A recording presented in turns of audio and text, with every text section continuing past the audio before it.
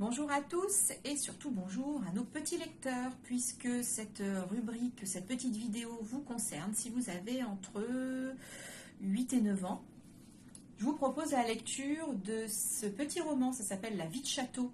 Il y a 2 tomes de sortie, le premier s'appelle Violette et Régis et le second s'appelle Noël en famille. Alors en fait, l'auteur c'est Clémence Madeleine Perdria et l'illustrateur Nathaniel Ashlimi. Ils ont déjà travaillé tous les deux sur ces personnages puisqu'ils ont réalisé un court-métrage qui s'appelle La vie de château en 2019 et qui a été primé à plusieurs reprises. Ce sont donc des livres qui sont tirés de ce film. Donc on fait la rencontre ici de Violette et Régis. Violette, c'est cette petite fille de 8 ans qui a malheureusement perdu ses parents dans un attentat à Paris, là où elle habite. Et Régis est son oncle, le frère de sa maman, qui va donc la recueillir après le décès de ses parents. Violette, évidemment, doit surmonter le deuil de ses parents et elle doit aussi accepter de vivre avec cet oncle qu'elle ne connaît pas vraiment. Elle l'a rencontré quelques fois. Ce dont elle se souvient, c'est que c'est un personnage bourru, rustre et qui pue. Voilà.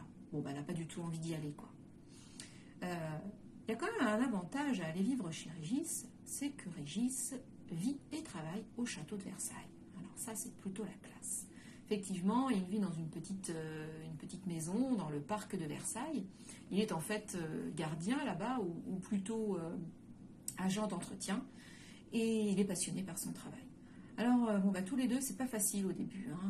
Ils ont des caractères un petit peu compliqués, ils n'ont pas tellement envie de vivre l'un avec l'autre. Et puis, au fur et à mesure, ils vont remarquer qu'ils ont plein de points en commun et que la vie pourra très bien se passer ensemble au château de Versailles. Voilà, et puis le deuxième tome, on part ici à Noël. C'est la première fois que Violette va passer Noël sans son papa et sa maman, donc c'est difficile pour elle. Et elle compte bien sûr sur l'appui de son oncle Régis, avec qui maintenant elle s'entend très bien, mais aussi de son papy et de sa mamie, avec qui ça se passe moins bien. Bref, ce sont vraiment 2 petits romans adorables qui montrent qui montrent des personnages qui se contentent de peu dans la vie et qui grâce à des plaisirs quotidiens, sont heureux et c'est le principal. Voilà, c'est mon petit coup de cœur du moment. Alors venez les chercher à la médiathèque si vous le souhaitez.